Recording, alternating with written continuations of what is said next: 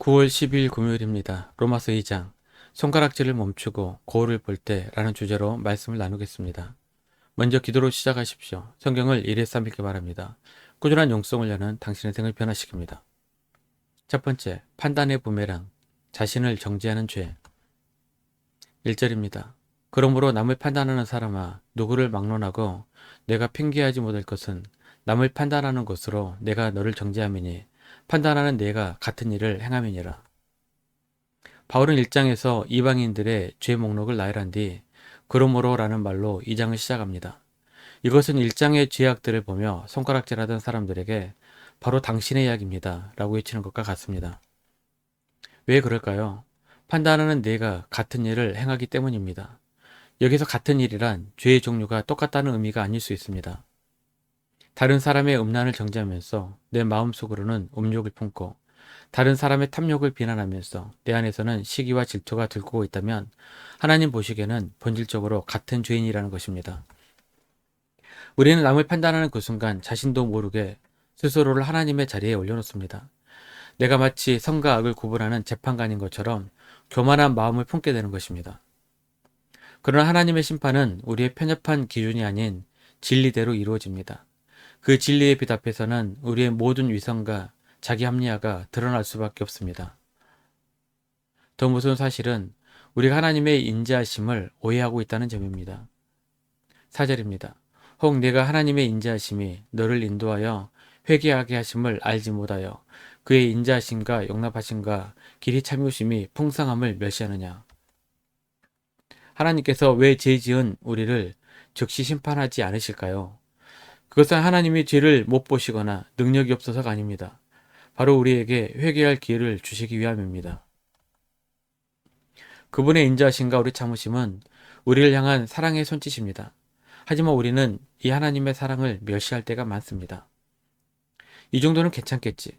다들 이렇게 사는데 뭐 라고 생각하며 회개하지 않고 고집을 부립니다. 바울은 이것이 바로 진노를 내게 쌓는 행위라고 경고합니다. 마치 댐의 물이 조금씩 차오르다가 한계에 이르면 한꺼번에 터져나오는 것처럼 회개하지 않고 쌓아둔 죄는 마지막 심판의 날에 무서운 진노가 되어 우리에게 쏟아질 것입니다. 우리는 지금 누구를 무엇을 판단하고 있습니까? 그 판단의 화살을 거두어 자기 자신에게로 돌려야 합니다. 두 번째, 하나님의 공평한 조울, 차별 없는 심판. 그렇다면 하나님의 심판은 어떤 기준으로 이루어질까요? 사람들은 흔히 자신이 가진 배경이나 조건을 의지합니다. 나는 모태신앙이니까, 나는 교회 직분자이니까 하는 생각들이 우리를 안심시킬지 모릅니다. 그러나 바울은 하나님의 심판대 앞에서는 그런 것들이 아무 소용이 없다고 단언합니다. 첫 번째 기준은 행한 대로 갚으신다는 것입니다. 6절입니다. 하나님께서 각 사람에게 그 행한 대로 보응하시되. 이 말씀은 우리가 행위로 구원받는다는 뜻이 아닙니다. 성경 전체가 믿음으로 말미암는 구원을 가르치기 때문입니다. 여기서 행위는 우리 믿음이 진짜인지를 보여주는 증거이자 열매입니다. 참된 믿음은 반드시 삶의 변화, 즉 선한 행위로 이어지기 마련입니다. 입으로는 주님, 주님 하면서 삶은 세상 사람들과 똑같이 불의하다면 그 믿음의 진실성을 의심해 보아야 한다는 것입니다. 두 번째 기준은 공평함입니다. 11절입니다. 이는 하나님께서 외모로 사람을 취하지 아니하심이라. 하나님께는 VIP석이 없습니다. 그분의 심판대 앞에서는 모든 사람이 동등하게 벌거벗은 모습으로 서게 될 것입니다. 바울은 이 공평함의 원리를 율법을 기준으로 설명합니다. 율법이 있는 유대인은 율법을 가졌기에 율법으로 심판받습니다. 율법이 없는 이방인은 율법이 없었기에 그들의 양심에 따라 심판받습니다. 하나님은 율법을 받지 못한 이방인들의 마음에도 선과 악을 구별하는 법, 즉 양심을 새겨두셨습니다. 거짓말을 하면 마음이 불편하고 선한 일을 하면 뿌듯함을 느끼는 것이 바로 그 증거입니다. 결국 율법을 가진 유대인도 그 율법을 온전히 지키지 못해 죄인이며 율법이 없는 이방인도 그 양심의 법을 어겼으므로 죄인입니다. 결론은 무엇입니까? 하나님의 공평한 조율 앞에서는 그 누구도 나는 의롭습니다 라고 주장할 수 있는 사람이 단 한 명도 없다는 것입니다.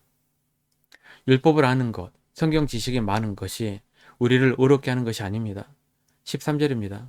하나님 앞에서는 율법을 듣는 자가 의인이 아니요 오직 율법을 행하는 자라야 의롭다 하심을 얻으리니. 세 번째, 무늬만 그리스도인입니까? 이제 바울은 당시 누구보다도 스스로 의롭다고 여겼던 유대인들을 정면으로 겨냥합니다. 그들은 엄청난 영적 자부심을 가지고 있었습니다. 그들은 율법을 소유했고 하나님을 자랑하며 세상의 빛과 스승이라고 스스로 믿었습니다. 문제는 그들의 삶이 그들의 지식을 전혀 따라가지 못했다는 점입니다. 바울은 날카로운 질문을 던집니다. 21절 22절입니다. 그러면 다른 사람을 가르치는 내가 내 자신은 가르치지 아니하느냐? 도둑질하지 말라 선포한 내가 도둑질하느냐?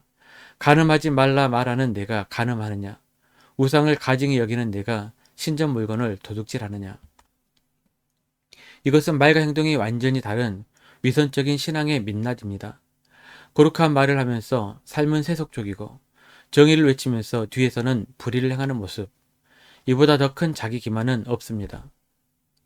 그리고 이 위선은 끔찍한 결과를 낳습니다. 24절입니다. 기록된 바와 같이 하나님의 이름이 너희 때문에 이방인 중에서 모독을 받는도다. 세상 사람들이 교회를 향해 그리스도인을 향해 손가락질하는 가장 큰 이유가 무엇입니까? 바로 우리의 말과 삶이 다르기 때문입니다.